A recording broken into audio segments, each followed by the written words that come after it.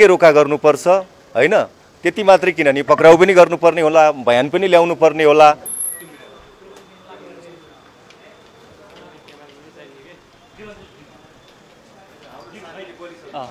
यो पासपोर्ट रोकाएको बोलिसक्नु भएको छ। राज्यका अनुसन्धान गर्ने निकायहरू सक्रिय भइसकेका छन्। तत्त कानुनमा यो कुराहरू लेखिया छ हैन, के गर्नुपर्छ भन्ने कुराहरू त्यही बमोजिम हुन्छ। जस यति कुरा हो कि प्रधानमन्त्रीज्यूले भनिसक्नुभयो कि सुशासनको मामिलामा र भ्रष्टाचारको विरुद्धमा यो सरकारले खुट्टा टेक्छ, राम्रैसँग खुट्टा टेक्छ। यदि सुशासनमा खुट्टा टेकेन भने 5 वर्षको म्यान्डेट पाएको सरकार पनि बिचैमा उसको म्यान्डेट भङ्ग भयो नि। सुशासनमा खुट्टा टेकेन, भ्रष्टाचार विरुद्ध लडेन त्यो सरकार उल्टो भ्रष्टाचार गर्यो भनेर 5 वर्षको म्यान्डेट बिचमा भङ्ग भएको थियो अघिल्लो सरकारको। त्यसै गरेर यो सरकारको पनि चुनाव गराउने म्यान्डेट हो, 6 महिनाको म्यान्डेट हो नि। यदि सुशासनको मामिलामा खुट्टा टेकेन भने यो सरकारको पनि म्यान्डेटमाथि फेरि प्रश्न आउँछ हैन। जेनजीहरूले प्रश्न उठाउन सक्छन्।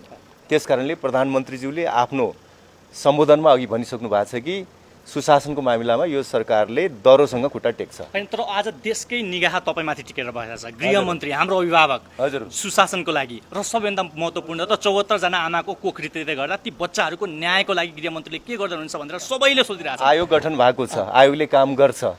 त्यो आयोगले काम गर्छ, उसले फ्याक्ट फाइन्डिङ गर्छ। फ्याक्ट फाइन्डिङ गर्दा के चिज देख्छ उसले त्यसको आधारमा अगाडि बढ्छ। त्यसरी अगाडि बढेपछि पछाडि फर्किनै पर्दैन। तथ्य स्थापित भएपछि अगाडि बढ्दा पछाडि फर्किनै पर्दैन। तत्कालीन अवस्थामा निर्देशन दिएका, गोली चलाऊ भनेका, गोली दागेकाहरू 3 महिनाको अवधिमा आउँछ। कतिपय विषयवस्तुहरू अहिलेदेखि पनि हुन सक्ला, कतिपय विषयवस्तुहरू आयोगले फ्याक्ट फाइन्डिङ गरेपछि अगाडि बढ्छ। फ्याक्ट फाइन्ड के छ र मान्यज्यू? यसमा त त्यो आयोगले भन्ने कुरा हो, आयोगले भन्ने कुरा हो। त्यही आयोगकै माग गरिएको थियो हैन। आयोग गठन भएको छ, उच्च स्तरीय आयोग गठन भएको छ। मन्त्री स्तरको चाहिँ प्रोटोकल दिएको छ भनेको मन्त्री, त्यसको अध्यक्ष मन्त्री स्तर हुनुहुन्छ, न्यायाधीश हुनुहुन्छ, पूर्व न्यायाधीश। त्यो उच्च स्तरीय आयोग हो।